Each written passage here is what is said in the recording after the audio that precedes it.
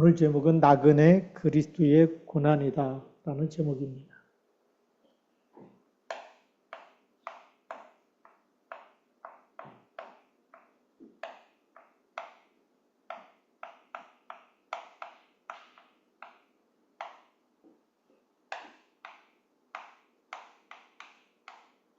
오늘 본문 말씀은 베드로전서 2장 11절부터 25절까지 말씀. 오늘 11절에는 사랑하는 자들아 거류민과 나그네 같은 너희를 권하노니라고 되어 있습니다. 우리 예수 믿는 사람을 거류민이다 또는 나그네다라고 얘기합니다. 우리 이 거류민과 나그네라는 이 말 속에는 우리의 정체성이 들어 있습니다. 그래서 첫 번째는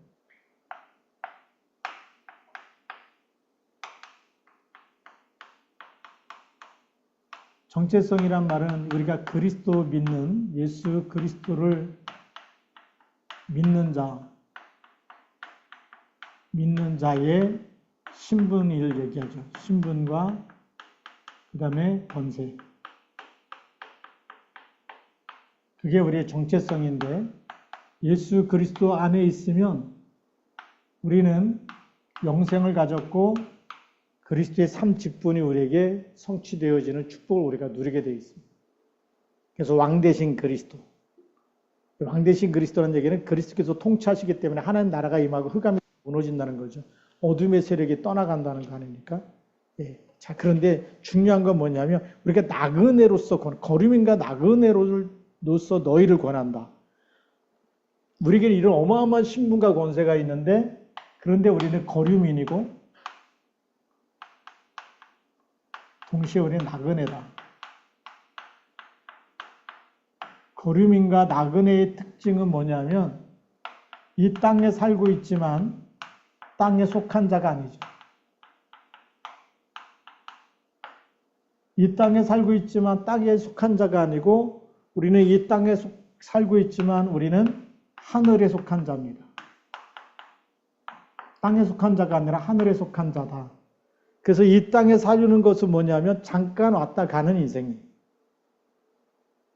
우리가 여행을 떠날 때 여행을 3박 4일을 떠나든 또 지금 대통령이 지금 10일밖인가 9박 10일이니까 그 비행기 안에서 주무시는 것 같아요. 아니면 날짜가 이렇게 바뀌겠든지 해서 그러면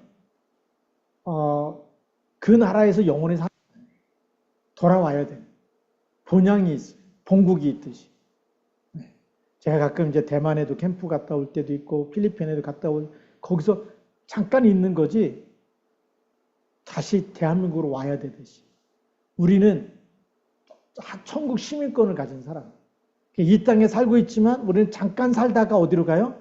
하나님 나라로 가야 될 사람. 그래서 우리의 본향이 천국이라는 거예요. 그래서 예수 믿는 모든 사람들에게는 하나님께서 그리스도의 영을 주셨고 하나님의 자녀가 되는 권세를 주셨고 우리는 천국 시민권을 갖고 있기 때문에 이 땅에 사는 것이 우리의 전부라는. 불신자는 이 땅에 사는 게 전부겠죠.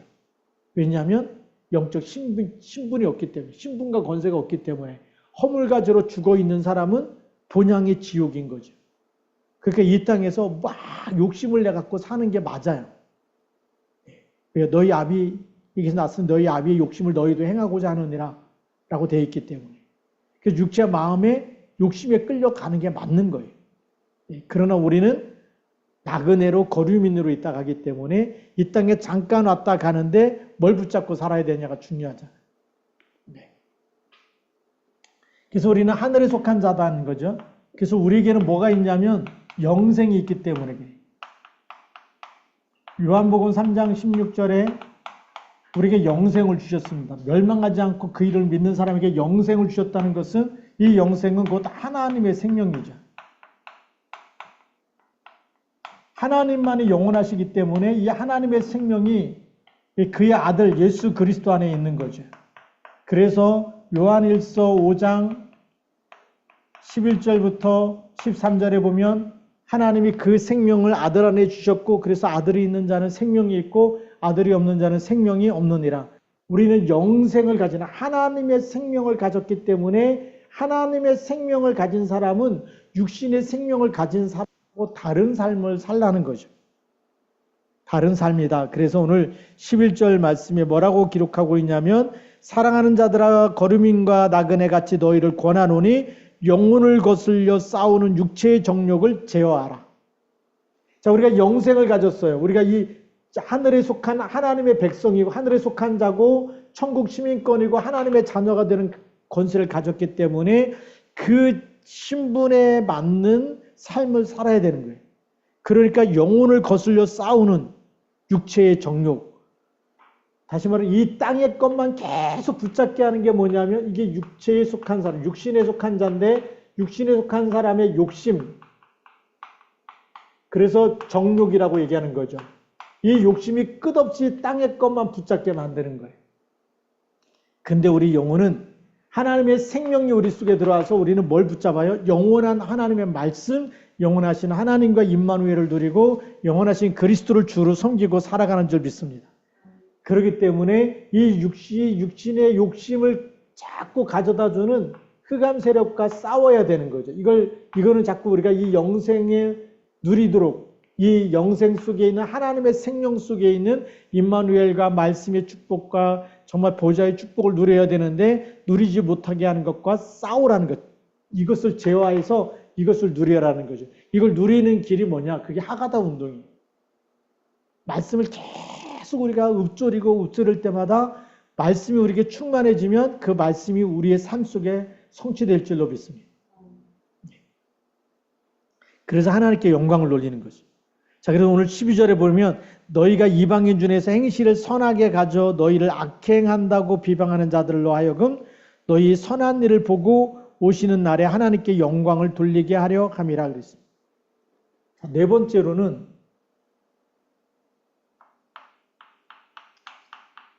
선한 일.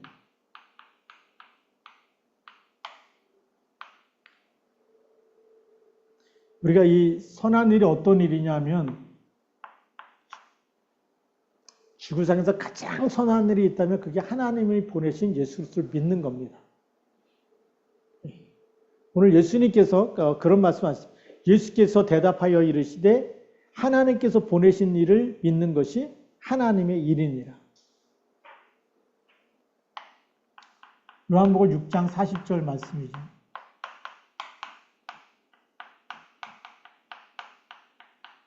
예수께서 뭐라고 말씀하시느냐? 하나님께서 보내신 일.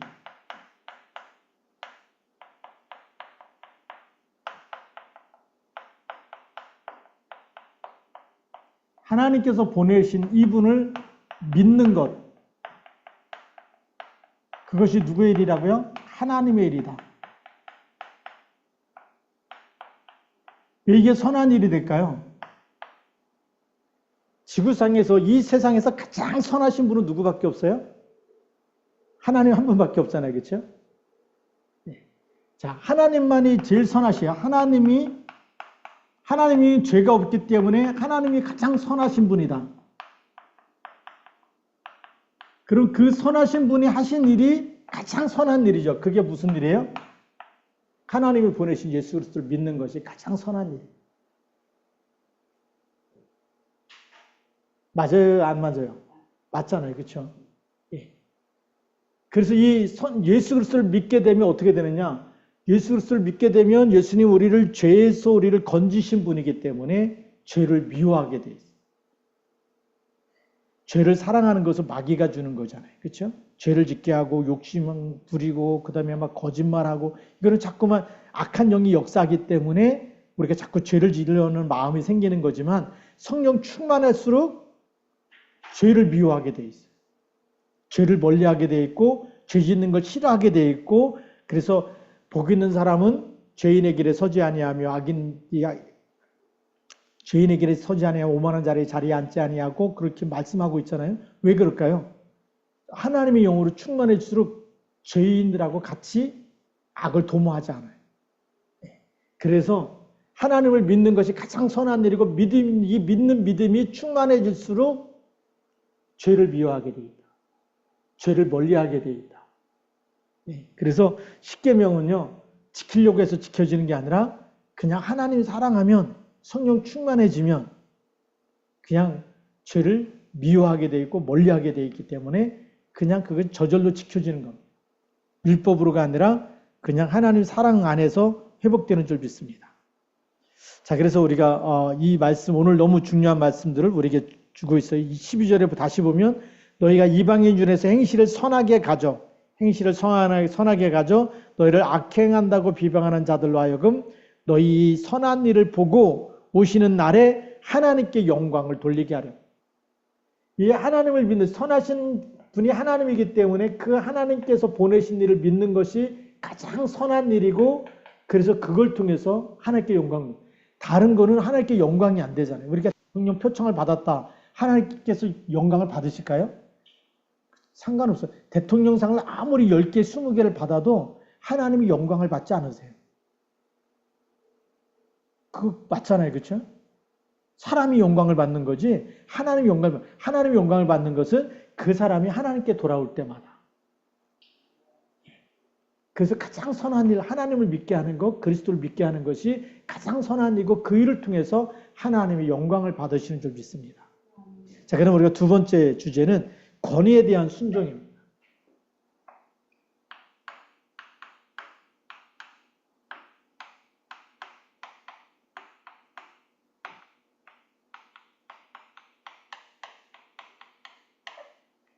이 권위에 대한 순종인데 오늘 13절 말씀에 보면 인간의 모든 제도를 주를 위하여 순종하되 혹은 위에 있는 왕이나 혹은 그가 악행하는 자를 징벌하고 선행하는 자를 포상하기 위하여 보낸 총독에게 하라.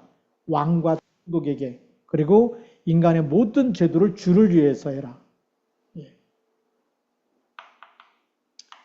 우리 인간 사이에 많은 제도가 있죠. 모든 제도.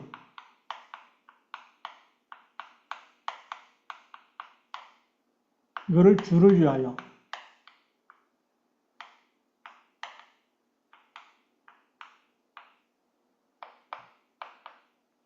주를 위해서 순종하라는 겁니다. 주를 위해서 순종하라.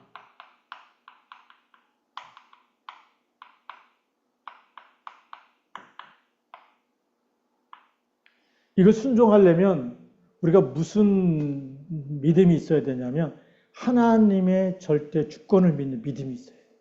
이 믿음이 없으면 자꾸 그 해방신학이라든지 이런 일들이 나오게 돼 있어요.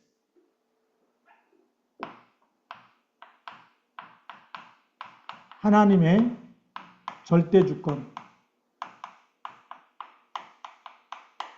하나님의 절대 주권을 믿으면 뭐가 생기냐면 이 인간 사이의 모든 것은 결국은 누가 심판하실까요? 하나님 심판하실까요? 그게 안 믿어지면 막 잘못되면 우리가 막 대들려고 그러고 막 순종 안 하고 막 그렇죠? 네. 그게 이제 남미의 해방신학이 그런 겁니다. 싸워서 하나님 나라 이루자는 거예요. 싸워서. 아까 싸워야 된다.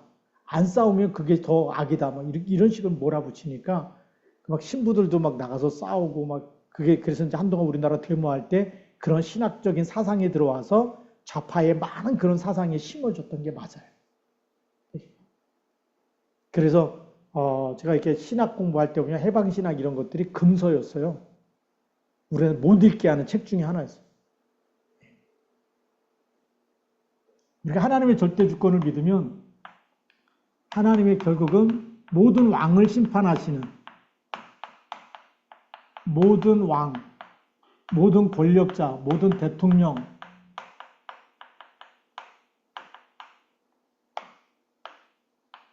그 심판하신 분이 하나님이십니다. 그러니까 하나님께 우리가 막 순종하는 거죠. 그런 제조도 그런 것까지도 하나님께서 허락하신 거다. 그래서 또 세금 문제도 있어요. 예수님도 그러잖아요.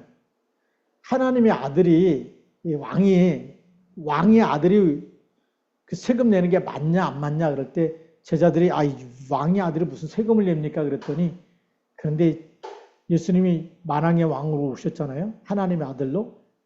근데 이 땅에 있는 그 제도에 의해서 세금을 내야 되니까. 그래서 강에 가서 첫 번째 고기를 잡으면 거기 입에서 동전 한 세겔이 나오는데 너하고 나하고 위해서 그 세금을 내라. 예수님도 세금 내셨어요. 그래서 안 내셔도 되는데 순복하게 그 순종의 의미에서 예수님도 뭘 내셨다고요? 세금을 내셨다.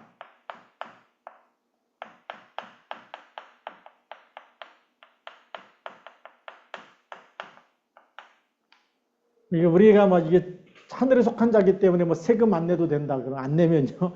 계속 벌금만 계속 늘어가고 또 뭐죠? 체납금만 늘어가고 막 이러니까 그거는 잘못된 생각이에요. 우리가 천국 백성 맞지만 이 땅에 사는 동안에 순종해야 될 건 순종해야 되고 제도를 지킬 건 지켜야 되고. 그래서 예수님도 이 성전세를 내셨다라고 이렇게 우리가 이 성경에 있는 대로 우리가 알고서 자 그럼 우리가 여기에 대해서 순종해라는 겁니다. 그래서 15절에 보면 그 선행으로 어리석은 사람들의 무식한 말을 막으시는 것이다. 선행 가지고 정말 막아야 된다. 그리고 16절에 너희는 자유가 있으나 그 자유로 악을 가리는 데 쓰지 말고 오직 하나님의 종과 같이 해라. 우리에 있는 자유를 하나님의 종과 같이. 그게 뭐냐면 순종하라는 거죠.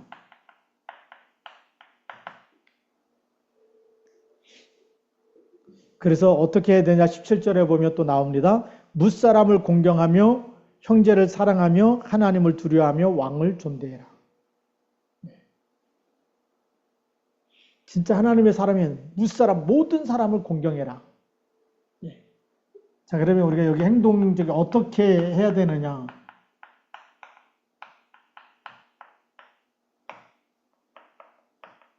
무사람 그 다음에 형제를 사랑하며 그 다음에 하나님을 두려워하며 왕을 존대해라.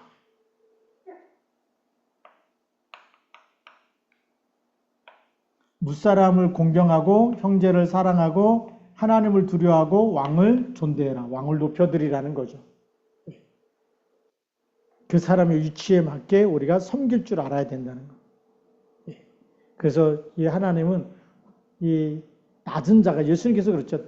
낮은 자가 가장 큰 자다. 너희를 섬기는 자가 가장 큰 자라고 예수님 말씀하셨고 예수님도 만왕의 왕으로 이 땅에 오셨지만 제자들의 발을까지 씻겨주시고 그렇게 해서 섬기는 모범을 보이셨기 때문에 우리가 섬기는 것. 그래서 권위에 대해서 순종하려면 우리가 가장 중요한 거 하나님의 절대 주권을 믿는 믿음. 이 믿음 안에서 모든 걸 우리가 다 양보하고 섬기고 그렇게 하다 보면 왜요? 아무리 어려운 일을 당해도 누가 알고 계세요? 하나님 알고 계시. 그걸 누가 알았느냐? 우리가 사드락 메삭 아벳느고도 불 속에 들어갈 일을 만났고 그러니까 왕의 신상에 우상 앞에 절하지 않고 그냥 불 속에 들어가지 않습니까? 왜요? 하나님께서 살려주고 왕보다 더 높으신 분이 누구예요? 우리가 믿는 하나님이다. 그러니까 하나님 외에는 어떤 것을 절하지 않겠다. 그게 진짜 믿음인 거예요. 그리고 우리가 잘 아는 다니엘도 마찬가지. 다니엘도 그 믿음을 끝까지 지키는 거죠. 그게 뭐냐면 하나님의 절대 주권을 믿는 믿음. 그것이. 때는 힘이 없을 때 요셉처럼 요셉은 뭐죠? 노예로 팔려가고 또 감옥에도 들어가고. 근데 거기서 막 보디발의 아내를 미워하고 막 가짜뉴스를 만들고 그 다음에 막 분통하고 원통한 걸 막 소문내고 이러지 않아요. 거기 그 안에서 뭐 했을까요? 하나님께 기도하는 것밖에 없는 거예요. 모든 사람을 섬기면서 하나님의 시간표가 이 절대 주권을 믿으면 권위에 대해서 순종하게 되면 핍박을 받는 것 같지만 반드시 뭐가 온다? 하나님의 이 시간표가 있다라는 것. 자, 그 다음에 우리가 세 번째는 부당한 고난 속에 있는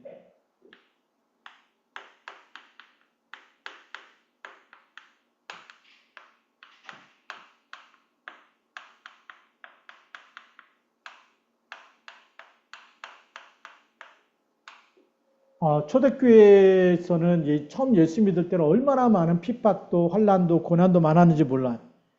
제일 큰 핍박이 이제 유대교에서의 핍박이죠. 유대교에 있는 대제사장들과 바리새인, 서기관들, 또 뭐 사두개인들, 그다음에 뭐 장로들 이런 사람들이 예수를 십자가에 못 박으라 했기 때문에 그 예수 그리스도에 일어난 일들, 예수 그리스도의 이름으로 안진뱅이가 일어나고 예수 그리스도의 이름으로 병자들이 치유되어지고 예수 믿는 사람들이 더 많이 하나님께 돌아오는 것에 대해서 유대교에서 굉장히 많은 핍박을 한 거예요. 예수 이름으로 말하지 말라 그러고 출교를 시키고 막 이랬기 때문에.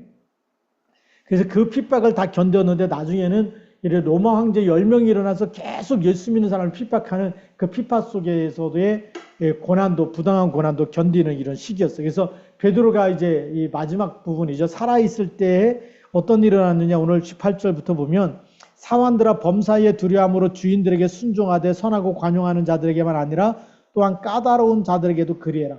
까다로운 자들이 있었다. 첫 번째.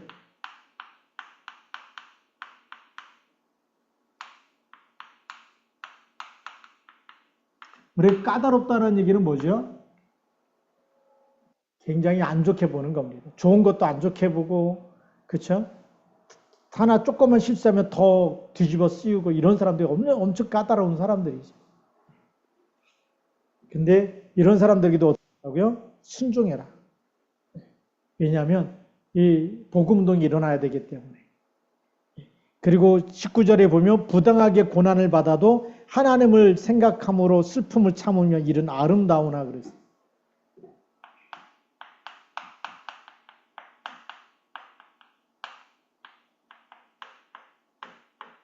부당한 고난이 어떤 고난이냐면 우리가 육신의 실수나 육신의 잘못으로 인해서 받는 고난은 합당한 고난이죠. 이것 때문에 고난을 받고 이것 때문에 어려움을 당한다면 그건 합당한 거지만 그러나 육신의 고난과 실수가 잘못이 없음에도 불구하고 고난을 당하는 것은 우리가 부당한 고난인데 그게 무슨 고난일까요? 예수 그리스도의 이름으로 예수 그리스도의 이름으로 예배를 드리거나 모임을 갖거나 기도하거나 예수 그리스도의 이름으로 기도하는 게 어땠을까요? 그 북한에서는 예수 이름으로 기도하다 잡히면 사형당하잖아요. 정말 교화소에 끌려가고 수용소에 끌려가고 막 이런 일이 일어나고 그게 얼마나 부당한 거예요. 사람들한테 절대 피해를 준 것이 없어요. 예수 그리스도의 이름을 믿은 것, 예수 그리스도의 이름을 전하는 것, 예수 그리스도의 이름으로 예배 드리는 거는 누구에게도 피해를 주지 않는 건데도 불구하고 그것 때문에 고난 당하는 일이 생긴다는 거예요. 왜요? 사회적 신분이 낮을수록 종이나 상전이 종에게 그럴 수도 있고 또 이제 또 이 위에 있는 이 상급자가 그런 일을 행할 수도 있기 때문에 그래서 오늘 20절에 보면 이렇게 말씀하고 있어요. 죄가 있어 매 맞고 참으면 무슨 칭찬이 있어요. 죄가 있어서 매 맞는 것은 당연한 거다. 그러나 선을 행함으로 고난을 받고 참으면 이는 하나님 앞에 아름다우니라 그랬죠. 그래서 선을 행하고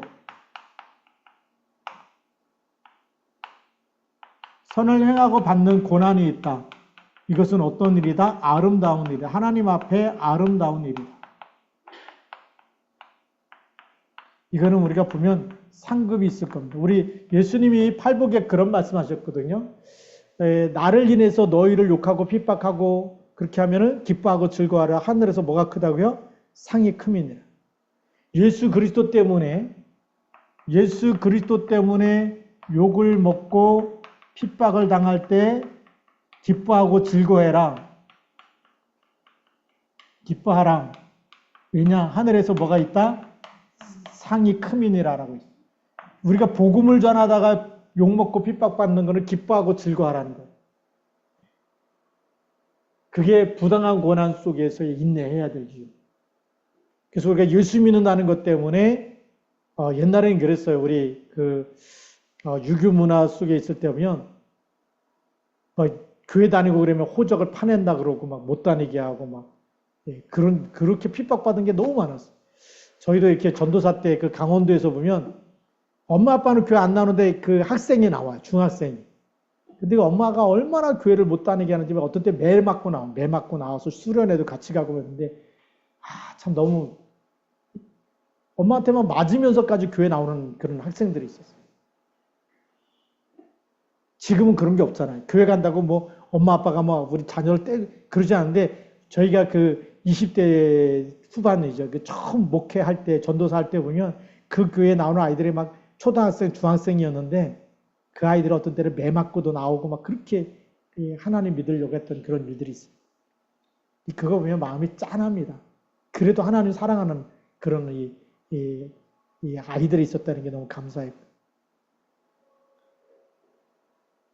지금은 세상 문화에 빠져서 못 나옵니다. 교회 간다고 핍박받는 아이들은 없는 것 같아요. 혹시 있으면 우리가 정말 집중으로 기도해 줘야 될 그런 부분들이고요.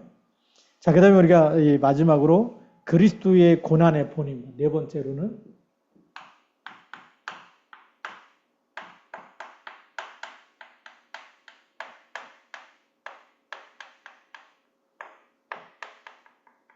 이 본이라는 것은 이제 모델이라는 거죠. 예수님이 고난의 모델이 되셨는데, 오늘 21절 말씀에 보면 이렇게 되어 있습니다. 이를 위하여 너희가 부르심을 받았으니 그리스도도 너희를 위하여 고난을 받으사 너희에게 본을 끼쳐 그 자취를 따라오게 하려 하셨느니라. 예, 그리스도도 너희를 위해서 고난을 받으셨다.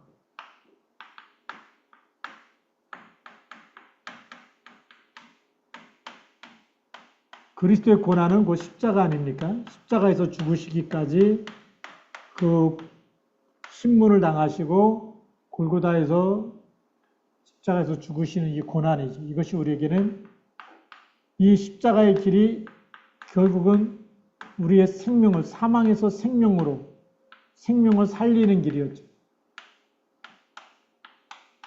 생명을 살리는 길이기 때문에 그 길을 우리는 구원의 길이라고 합니다. 왜냐하면 나를 위해서 대신해서 죽으시고 그리고 그리스도께서 부활하셨기 때문에 그 길이 생명의 길이고 부활의 길이고, 그래서 이 길을 우리에게 이 길만이 정말 오직 그리스도께서 고난당하신 것은 우리의 허물 때문이고 우리의 죄악 때문이다라는 거죠. 그래서 이사야 53장 5절에 있는데 또 24절에 보면 22절부터 봅니다. 그는 죄를 범하지 아니하시고 그 입에 거짓도 없으시며 23절 욕을 당하시되 맞대어 욕하지 아니하시고 고난을 당하시되 위협하지 아니하시고 오직 공의로 심판하시는 이에게 부탁하시며 친히 나무에 달려 그 몸으로 우리 죄를 담당하셨으니 이는 우리로 죄에 대하여 죽고 의에 대하여 살게 하려 하심이라. 그가 채찍에 맞음으로 너희는 나음을 얻었나니. 지금 엄청난 얘기예요. 이 그리스도의 고난의 과정에 대해서,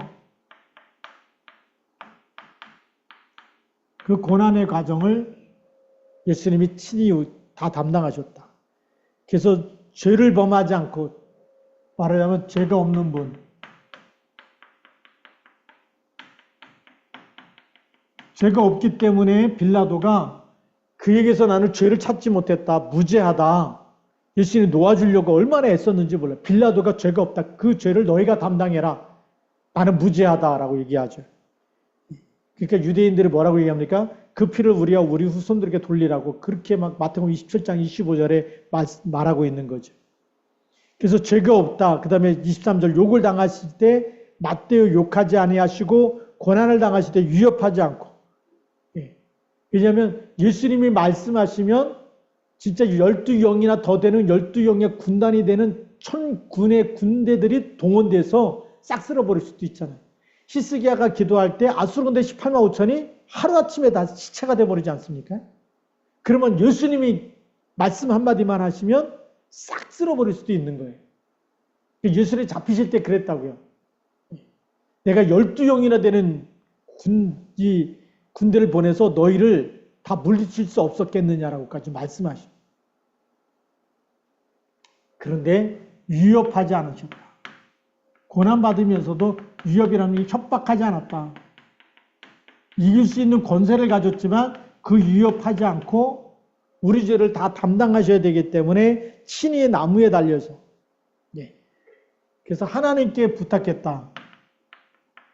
하나님께 자신의 영혼을 하나님께 부탁하고 하나님의 원대로 그리고 친히 십자가에서 죽으시고 우리가 대속하신 거죠. 이 과정이 우리를 죄에 대하여 죽고 의에 대해서 살게 하기 위해서.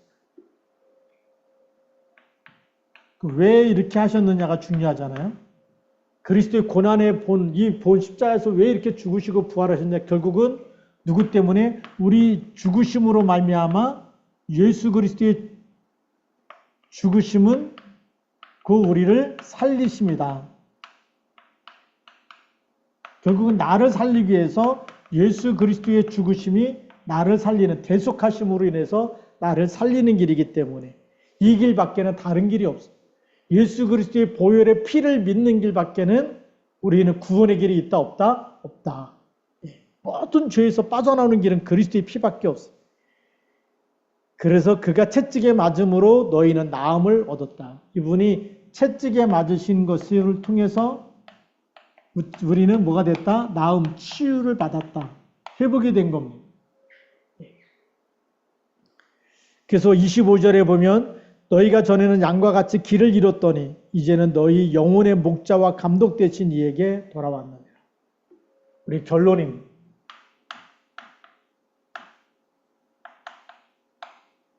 우리가 길 잃은 사람,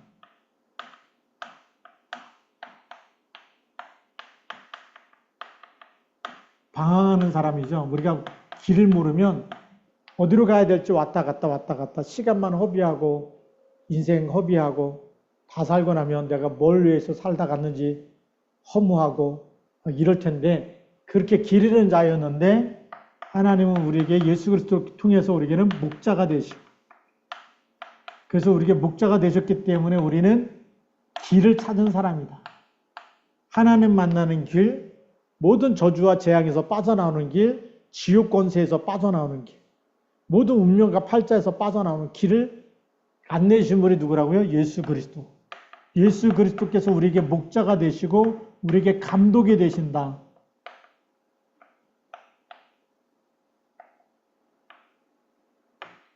예, 감독이 되셔서 우리에게 그리스도는 목자가 되셔서 우리에게 길이 되시고 감독이 되셔서 우리로 하여금 어떻게 하는 무엇을 위해서 살아가야 될지 우리의 지도자가 되신 감독이라는 것은 우리를 인도하신 인도자 때로는 지도자 그래서 인도자 지도자가 되기 때문에 우리가 무엇을 위해서 살아가야 될지 분명한 삶의 목표를 알게 하시는 분이라. 인생의 목적지 우리의 가야 될 목적지가 어디죠? 세계 복음화와 하나님 나라입니다. 이분을 갈 수 있도록 우리에게 감독이 되어주신 분이 누구냐? 바로 예수 그리스도. 우리가 그리스도가 없으면 그냥 불신자처럼 그냥 잘 먹다 잘 사는 게 행복인 줄 알아요. 그게 성공인 줄 알아요. 돈을 많이 벌면 성공인 줄 알아요. 어머니 초등학교 동창을 만났는데 엄청 자랑하더라. 자기가 막 이렇게 조그만 회사 CEO 해놨는데 1년 매출이 얼마냐? 한 200억 된다는 거예요. 그 전에 500억까지 벌었는데 너무 힘들어서 그냥 조금 겸손하게 한 200억 정도 매년 200억 수익을 올린다라고. 근데 그게 부럽지 않은 이유가 뭘까요? 감독 대신 그리스도를 놓쳐버리면 그게 돈이 뭐 몇백억 그게 목적이 아니죠. 아니 오늘 부르면 다 두고 갈 건데 오늘 밤에 자다가 심장마비로 죽는다. 그러면 그 돈이 아무리 몇백억 있어도 자기 영혼을 살릴 수가 없는 거예요. 나를 살리는 거는 그리스도밖에 없어요. 그렇죠. 빈손으로 왔다 빈손으로 가는 거고 아무리 많이 있어도 다 두고 가는 거지 우리가 갖고 가는 게 아니거든. 그래서 우리가 수학여행 가볼 때 어디 가봅니까? 우리 천마총에도 가보고 그랬는데 거기 가면 뭐 그 쓰던 거 그냥 다 근간이고 다 거기 있어요. 죽을 때 가져가라고 노잣돈처럼 넣어줬겠죠. 그치? 근데 사람은 없고 그냥 그것만 쓰던 물건만 남아있는 거예요. 왕관도 있고 막 그런. 그래서 가져가지 못하는구나. 나중에 그거 다 무덤 열어보니까 그 안에 다 있더라 있는 거지. 갈 때 가져갔으면 그것도 없어져야 되는데. 그래서 우리는 아무것도 가져갈 수가 없고 빈손으로 왔다 빈손으로 갔는데 우리에게 길이 되시고 우리에게 진짜 하나님 나라 갈 수 있는 우리 인생의 목적은 뭐냐? 우리는 세계복음 하다가 주님 부르시면 하나님 나라 가는 겁니다. 우리는 하나님 나라에서 상급을 받는 거예요. 그렇죠? 그래서 우리 모든 보물을 어디다 쌓아놓으라고요? 하나님 나라에다 쌓아두라는 거예요. 우리가 헌금하는 이유도 선교하는 이유도 다 거기 있습니다. 그게 하늘 나라에 쌓는 길이기 때문에 하는 거예요. 우리를 구원하신 이렇게 감사하기 때문에 예물을 드리는 것이 그렇게 하는 거죠. 우리 목적지를 알려주신 분이 그리스도다. 우리가 살아야 될 이유.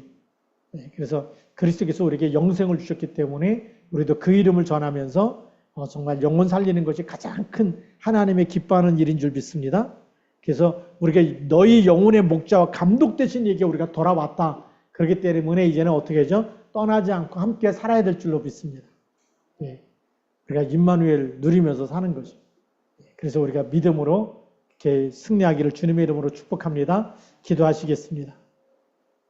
하나님 아버지 감사합니다. 오늘도 주신 말씀 붙잡고 우리를 나그네로 이 땅에 살게 하시며 우리에게 영원한 이 정체성, 신분과 권세를 주셨사오니 하나님의 자녀된 신분과 권세, 천국 백성이 된 신분과 권세, 또 우리 하늘의 시민권을 가지고 있는 시민권자임을 날마다 깨닫게 하셔서 이 땅에 사는 동안에도 하나님 우리가 말씀 붙잡고 살게 하시고 하나님의 뜻을 이루며 살게 하시고 우리가 모든 사람을 섬기며 사랑하며 또 하나님 정말 복음과 전도 선교 때문에 마지막까지 우리 인생의 방향을 놓치지 않고 목적지를 바라보면서 정말 우리가 모든 결산을 하나님 앞에서 하는 것으로 우리가 깨닫고 그래서 정말 하나님 앞에서 큰 상급과 칭찬을 받을 수 있는 하나님의 자녀로 살아갈 수 있도록 인도하여 주옵소서. 오늘도 주신 말씀이 우리 평생에 우리 심령에 깊이 새겨지게 하셔서 하나님께서 정말 베드로 사도에게 주셨던 이 말씀이 우리에게 주셨고 우리가 이 말씀 따라서 그리스도께서 우리를 위해서 어떻게 본이 되셨는지 십자에서 죽으시고 부활하신 그 놀라운 사랑과 은혜를 날마다 기억하고 하나님 날마다 그 이름 붙잡고 승리하는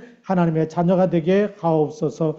이제는 만왕의 왕 되신 우리 주 예수 그리스도의 은혜와 하나님 아버지의 크신 사랑하심과 성령님의 내주 인도 동행 충만 역사하심이 오늘 말씀 받은 우리 모든 전도자들 머리 위에 이제로부터 영원토록 항상 함께 계실지어다. 아멘.